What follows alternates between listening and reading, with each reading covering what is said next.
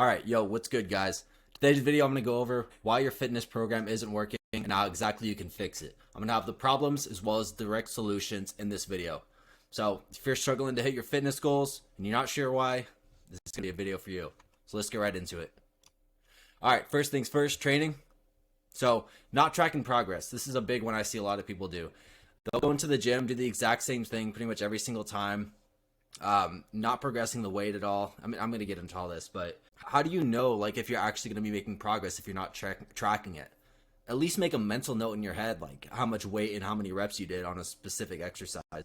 But again, I think this is something a lot of beginners are going to struggle with because they don't necessarily know exactly how to track their workouts. I don't use any like app or anything like that. I literally just have everything in my head because, over years and years, I know what exercises I like to do. And I just have good memory, so I know like what weight I did, how many reps I did it, and then just work off like that. So you can, yeah. So for a lot of people, it can just be literally just tracking in your head. So not using progressive overload. I was kind of talking about this a little bit earlier, but if you're gonna go in there and do the exact same thing with the exact same weights and sets and everything, same volume even, you expect to continue to make progress. Your body's going to adapt to that, and you got to keep giving it different stimulus in order to keep growing or losing fat. One or the other. So doing too many or too few sets. So a big mistake I used to make was I was going to the gym. I was doing like 30 sets per workout just for chest. I was in there for like 2.5 hours just for chest because I thought more was better, which is not the case at all.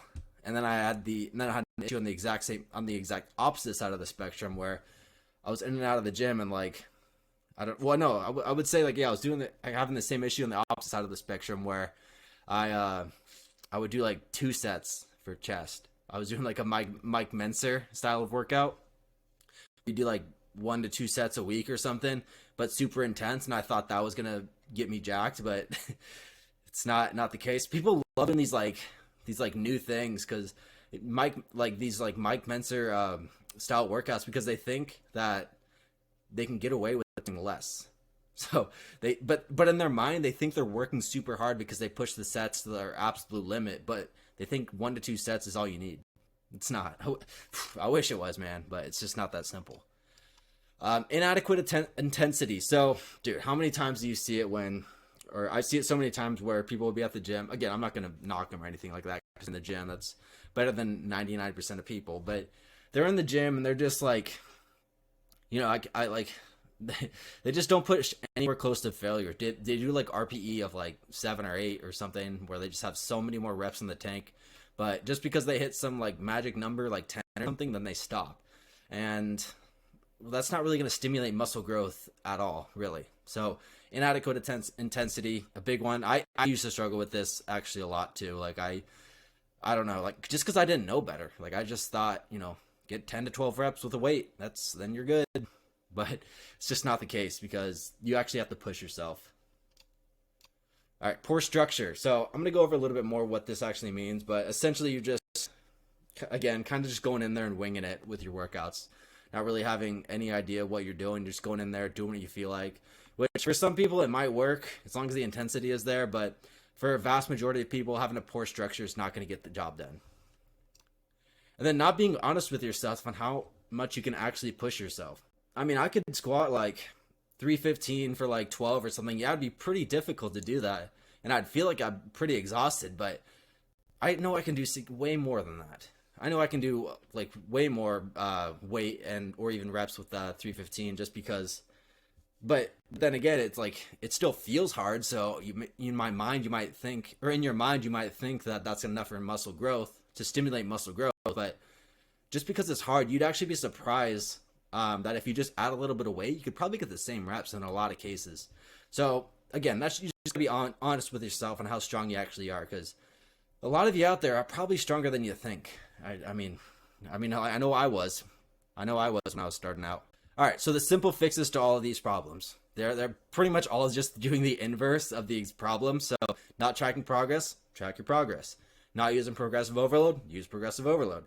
Doing too many or too few sets. A good rule of thumb. There's not really like some arbitrary number that is the perfect amount of sets.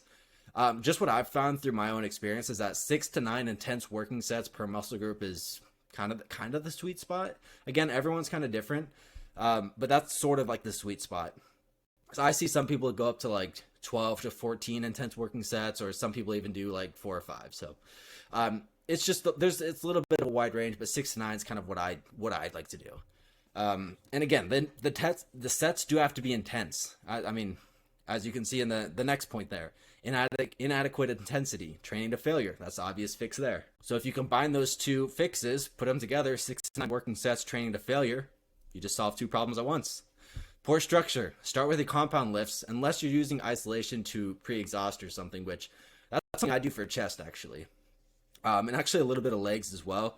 I'll do a little bit of hamstring curls just before I go into my like squats or like hack squats or something, just because it helps with my knees. It just makes the movement feel much more smooth, even though I'm not pushing as much weight as if I went into it fresh, but it just feels better when I do it that way. So I use pre-exhaust. That's the only time I'll use isolation movements before compound lifts. But you want to ideally start with your compound lift, because that's going to put the most mechanical tension on the muscles.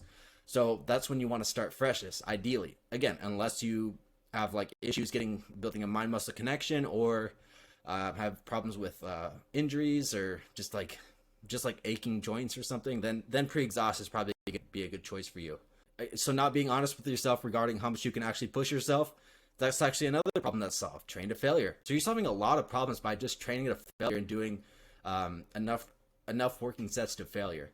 So that's probably the biggest takeaway if you want to actually like train hard and get results directly from your training. So nutrition, not eating enough or eating too much, depends on your goals. So obviously if you want to build muscle, you got to eat in a slight surplus. If you want to lose fat, you got to eat in a slight deficit. Pretty self-explanatory there. Not hitting macros at least 90% of the time. So maybe you've calculated your macros. They're pretty good macros, but if you don't hit them, what's the point, right? So you got to at least get them 90% of the time. So, I mean, that's pretty self-explanatory as well. Shitty carb and fat sources. Now this one, I struggled with this a lot because I was doing an if it fits your macros approach, like way back in the day. And I would get like my carb sources from like cereals and fucking brownies, just really bad food. But just because I had a certain amount of carbs that I needed for my diet, I fit it in. Not saying it's a bad approach for fat loss necessary, because honestly, at the end of the day, as long as you're in a calorie deficit, the sources of food isn't as important as if you're trying to build muscle. Honestly, it's going to do more harm than good by doing like shitty carb and fat sources. So not prioritizing or getting enough protein. So again, this is kind of a no-brainer one, but if you're not getting at least a gram per pound of body weight of protein, then you're probably going to be missing out on quite a bit of gains, or at least maintain your muscle in a cut. So I know some people like to do like 0.8 grams of protein per pound of body weight, which that works too, but I just like to do it slightly over, just to make sure I'm checking all the boxes, you know. Not tracking macros and calories consistently. So this one's goes pretty hand in hand with the second point I mentioned earlier. So you just got to be more consistent with your macros and your calories. So yeah, if you find out your macros and calories you need to hit on a daily basis to get closer to your goal, ideally you do that as much as possible, because if you don't do it as much as possible, it's just going to prolong how long it actually takes for you to accomplish what you want. So skipping breakfast. I know some people love fasting, which in my opinion, I mean, it works for some people. If you're trying to lose fat, again, it kind of just goes into calories in, calories out. But if you're trying to build muscle, you got to at least have a constant flow of protein coming in my opinion. That's just always what works for me. Because you just went, like, when you wake up, you just went like 7-8 hours without eating, probably even more, because not a lot of people eat right before bed, which is understandable. But when you wake up, your body's in the most, like, a super depleted state. So you obviously want to replenish your muscles and your glycogen stores as soon as possible. And then not making adjustments when needed. So let's just say you are tracking all your calories and your macros consistently. You're doing everything right, but then eventually you hit a plateau. But then you just keep doing the exact same thing, and you're just not going to get closer to your goal. So you got to make adjustments. If you want to lose more fat, you got to decrease the calories. If you want to gain more weight and build muscle, you got to increase them a little bit. Again, pretty simple.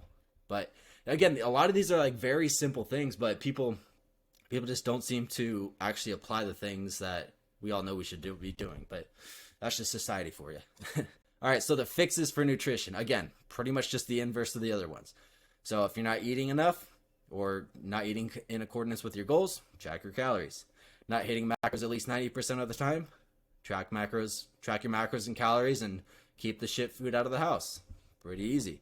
Shitty carb and fat sources, prioritize whole foods at least 85% of the time. Not prioritizing or getting enough protein, prioritize protein. Eat more protein. Again, guys, these are like very simple fixes, but a lot of people just don't seem to get it through their head. So that's why I'm making this video. Not tracking macros and calories consistently. Start tracking your stuff every day. Skipping breakfast. Eat a high protein breakfast. Again, not making adjustments when needed. Track weight and either decrease or increase calories as needed. So if you're not tracking your weight, probably should have mentioned that earlier, but if you're not tracking your weight, you not really tracking your progress, in my opinion. So again, very simple fixes. So you might be the problem. So let me explain. So you're not giving your program enough time. Give it at least 3 months. I see some people switch between programs every like couple weeks, and what's that going to do, right? Not consistent with it in general. You be consistent. If you have trouble being consistent, I made a pretty in-depth video on how to be more consistent just a few days ago. So I'd suggest you go watch that if you don't know how to be more consistent. Constantly switching between different programs and goals. So either commit to gaining or cutting. Don't be like one of those guys who dirty bulks for 3 weeks and they're like, oh, I got too fat. Then they start to do a crash diet and cut down for another 3 weeks. Oh, I feel small and weak. And then just keeps the cycle continues and they get nowhere. That's the type of bulking and cutting that does not work. It does not work. You don't get anywhere if you do that. Lack of guidance and accountability. Very simple fix there. Hire a coach or talk to someone who also wants to see you get into shape, like a girlfriend or spouse or family members, just someone who actually wants to see you better yourself. Pretty easy there.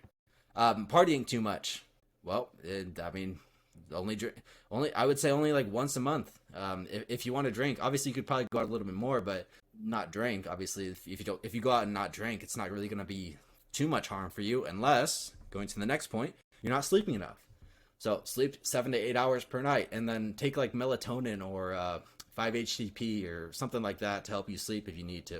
That's what I do. But yeah, so again, this video is very simple. I'm just trying to hammer these points home because people struggle. Because I know people like really struggle with trying to stay in shape or get in shape or whatever. So again, I'm just trying to really hammer the most basic points home, so people know there's really no like magic trick or like black magic going on to get into shape. It's literally just cutting out shit habits, replacing them with good ones, being consistent, sticking with it, and just tracking your progress. So that's it for this video, guys. Hope you guys enjoyed. Hopefully this helped you out a bit. If anyone has any questions or needs help with anything, you can leave it down in the comments, or you can hit me up on Instagram. I reply to everyone. But yeah, I will see you in the next one.